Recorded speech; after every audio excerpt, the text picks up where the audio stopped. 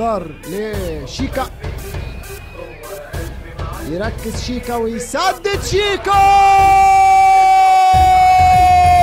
الله، مزيكا من شيكا، يعود شيكا، يعود بهدف رائع يسترجع ونسترجع معاه ونستعيد معاه ذاكرة وذكريات التألق في الكرات الثابتة وفي الضربات الحرة من على حدود منطقة الجزاء ومن مكان يعشقه شيكابالا، يسجل هدف التعادل من ضربة حرة مباشرة والكرة تغرد في الشباك.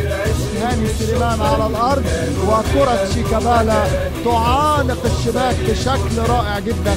يتعادل الزمالك بشكل راقي جدا، بشكل شيك جدا، مش هدف مخطوف في الزحمة ولا هدف فيه شك ولا لا لا لا لا، هدف سيبقى طويلا في ذاكرة محبي وعشاق الزمالك وفي ذاكرة محبي وعشاق شيكا. هدف للتعادل مش مجرد هيبة.